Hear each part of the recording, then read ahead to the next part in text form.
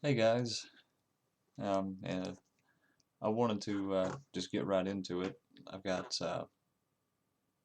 pretty much my all-time favorite fragrance with me today, and I'm wearing it, of course. It's a nice, cool day. It's still summertime, but up here in Michigan, the summers are quite mild, so this fragrance actually fits pretty well year-round, although I still prefer it in the winter.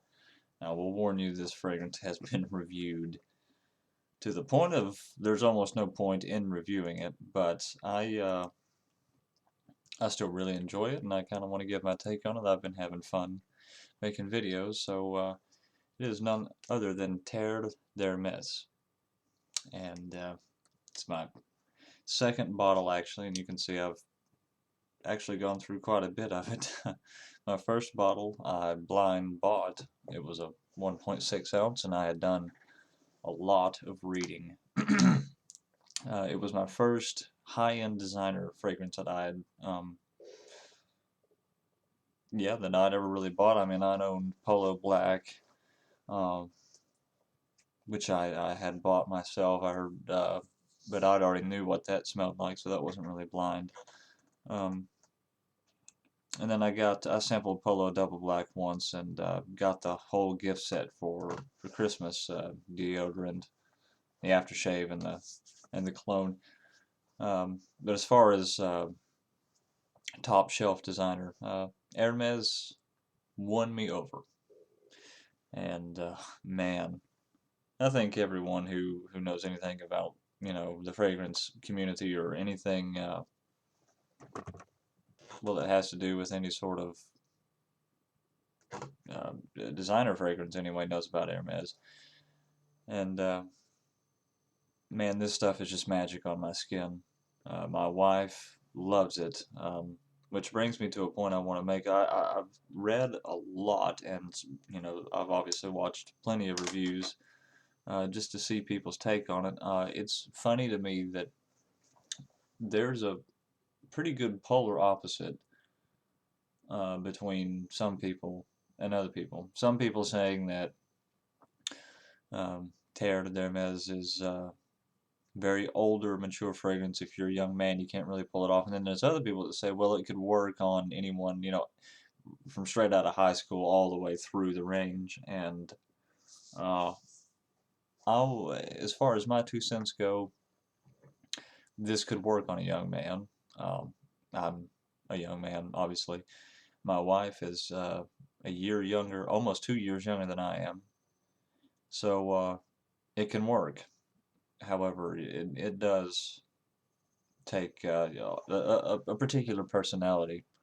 I don't think even if you were one of those punk rocker older like guys that's stuck in your 20s or stuck back in your high school days, I don't think you could pull it off because it may smell good, but it wouldn't. This really is a personality type scent. I think personally. Uh, Now that being said, there's a few different personalities I think I could match it to. One being a mature, refined individual, and another being, maybe an outdoor.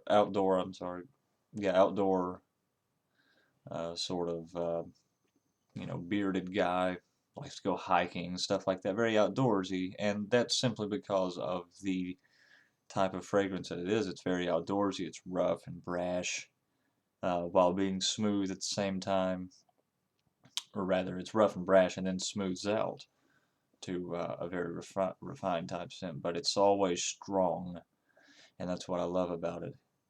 I found out about Terre d'Hermes by simply Googling one day woody fragrances, and this was one that popped up, and I read over and over, the different notes and different reviews, and a lot of people hate it, more people love it. I bought it, and I remember when I first got it, I sprayed it on. This was usually when I spray on a, or smell a fragrance for the first time, I generally have to live with it for a little bit before I can really enjoy it. And Terre d'Hermes was literally love at first smell.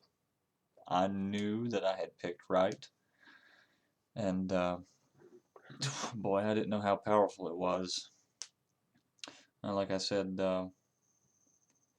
it's been reviewed to death. So I'll keep this video pretty short. But you know, for those that, in case there's anyone who hasn't heard of this or seen it or ever used it, I'll just go through a few details. It's got a very interesting cap. It's obviously, well, you can't see it, but anyway, it's got the Hermes Paris symbol on the top. So you know, that's cool. It's a lovely, lovely bottle, very thick. It's got a good atomizer. Sprays well. And the cap isn't you know, a pop-on, pop-off cap. It's a twist. So that's cool. It's unique. I have the eau de toilette version. I've heard that the eau de parfum is pretty much the same thing, just smoother overall, just smooth overall, with a bit more of a citrus roll.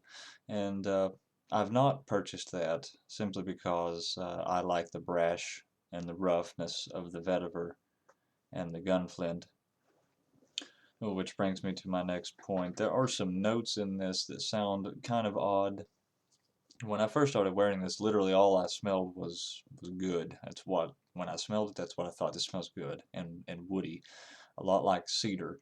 And there is an Atlas cedarwood note in it, so that makes sense. It's very strong woody note, and that's what I was looking for, and man, it delivers. But it took me about a year or so for me to go through my 1.6 ounce bottle. It honestly probably took less time than that, but I just, man, I babied it. Because, I mean, it's a little expensive, but and I just wanted it to last and last. I didn't want it to go away. But anyway, I noticed that I got through my first bottle, which was actually the first full bottle of cologne I've ever gone through. So that was a milestone for me as far as wearing scents goes. This is the first. Won't be the last. But anyway, I went a long time without wearing it, and finally I received this 3.3 ounce bottle through someone actually gave it to me, believe it or not, because they had read one of my reviews and they sent it to me. I was going to buy it anyway, but regardless of that fact, when I went to spray on this first time, when I got this new bottle, a whole new world of notes were opened up. It was, at first I thought that I somehow received an eau de parfum instead of the toilette, but, you know, further studying of the bottle shows that it's official eau de toilette, blah, blah. The reason I thought that I had something different was because um, I was picking up notes that I had not picked up before, and I think that's because my nose had been trained. In between the time I'd finished my first bottle and received my second, I had been wearing Creed Original Vetiver, which I have a review on, although it's not that great. I had put my nose into Guerlain's Coriolan, which is equally complex and also spicy, but in a different way. I'd a sample Dolce & Gabbana Light Blue, which isn't really complex as it is and synthetic and pleasing at the same time, although definitely not my favorite. And I wore Atelier's Oolong Infinity, which I had purchased like 2 or 3 years ago, but never bothered to wear it because it was just something about it that didn't sit well with me, and now I find it fantastic. Um, and I'd also worn Hermes's Eau d'Orange Verte. Uh, Point being is that I sampled a lot of fragrance while deciding on whether I should buy another bottle of Terre d'Hermes or not. And I always knew I'd get another one, I just didn't know when. So I spray this on now, and I can literally pick up right off the top of the bat, as soon as the liquid's dry and the alcohol is faded, grapefruit peel. It's like, to me, the citrus note for me is less orange and more grapefruit. I've heard a lot of people say a dirty orange. What I get is, if you can imagine the rind of a grapefruit, or the zest, whatever you want to call it. It's opened, and you have the white sitting inside. Take the grapefruit juice and put it on it instead of just biting into the grapefruit itself. Just the juice sitting on the white part. That I get that it's a mild sourness, and it's great. And immediately on my skin, a little bit of woodiness comes through. And so it's mostly the vetiver, not the cedarwood. It smells a little bit like a bit of brash um, grapefruit juice, I suppose. Very mildly sour and mildly um, brash or hard. And what I mean by that is it's a little rough on your nose. It's strong, man. It's like punching you in the face. It's so strong, and I really like it. It projects clear across the room, which I'm sure all of you know. But at the same time, while it's so brash, it's still it's pleasing. It doesn't like kick you in the face. No one has ever told me that my cologne was too strong, and believe me, I've over applied this a few times. Uh, or at least in my eyes, I over applied it, but never received anything negative. Um, but anyway, as time goes on, the grapefruit dissipates a little, but it never truly goes away. I mean, I'm wearing some right now, and it's gotten down to it's gotten pretty good into the dry down now. I've had it on for a few hours, but after that initial blast, the strength never dies away on me. I must just have good skin for fragrance, because most of my fragrances just keep going on and on. I've never had longevity issues. I've had, I mean, some go to skin scent, but they're always there, and I wear fragrance mostly for me. Um, so that's good. Anyway, after the grapefruit and the vetiver play together, the grapefruit kind of fades, and I get this cedarwood that comes in, and the vetiver stays in as well. But something interesting happens for me. On the official note list, it says something like vegetal and mineral notes and stuff like that, but there's an official note list that says Gunflint, and that makes no sense to someone who doesn't truly understand how notes play with each other and what these perfumers do to these fragrances. And I've finally made sense of this Gunflint note in my mind. It comes into play with somehow Jean-Claude Ellena he's taken the scent of flint itself, the flint rock, or however he imagines it as maybe like this rocky, earthy type. Not the dirt earthy, not vetiver earthy, just like if you were to smell a rock, it's kind of metallic, I guess. And then you have the image of striking the gunflint. So you've got smoke coming off of it and heat. So and you have to remember that Jean-Claude Ellena, in one of his interviews, he literally says to the guy interviewing him that he creates sense out of imagination. So you have to use your imagination to get this note. Uh, anyway, it's like you get the gunflint, if you've ever smelled it. It's kind of metallic, a little rough. But then the vetiver, the way it plays out, it's so harsh and dirty that it smells as if it is making the flint burn. And when you pull the trigger on a gun, it blasts obviously, and then it hits the flint and ignites the powder.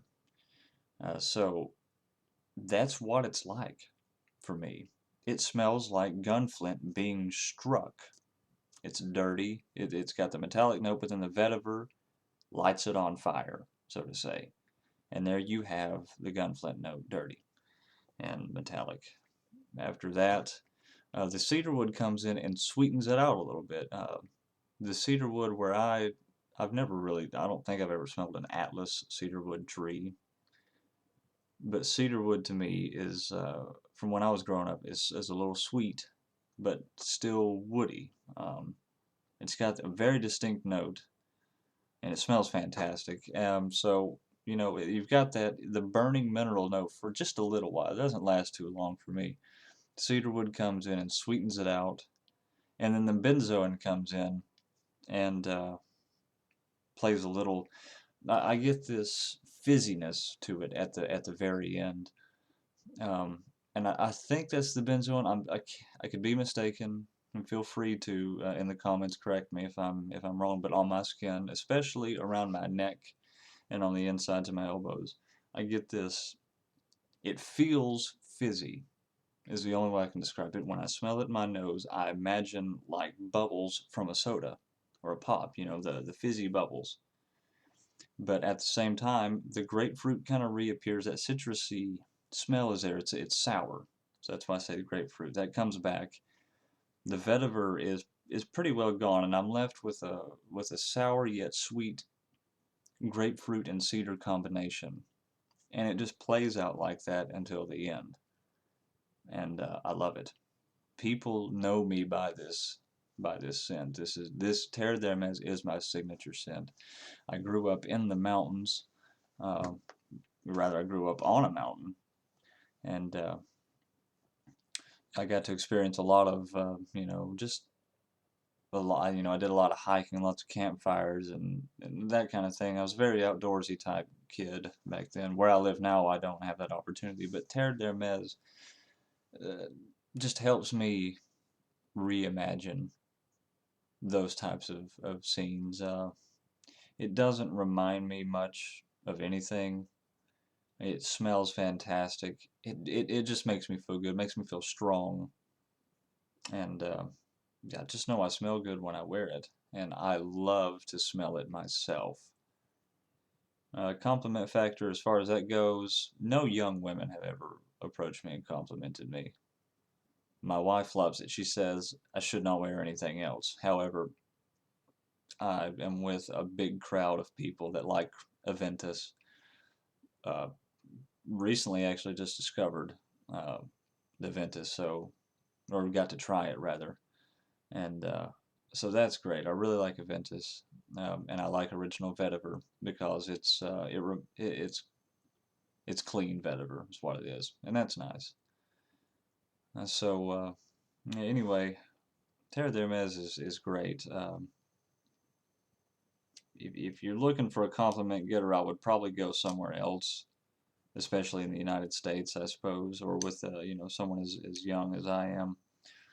I don't think the chicks really dig this. I've had a few. I had one girlfriend that really liked it, but she never told me she liked it until after we broke up. And then my wife now, she loves it. She didn't want me to wear anything else, like I said. Um, so yeah, I hope this was informative. And if you have any questions about it, I've been wearing this fragrance for almost 3 years now. So you know, leave me a message, leave a comment, push the like button if you liked. I'd like to hear your thoughts on Terre d'Hermes or any other of Hermes's fragrances. I would rather hear something from the original line. I'm not too interested in the Hermescence line. Um, but anything that you might have to add is more than welcome. I hope you enjoyed, and we'll see you next time. Bye.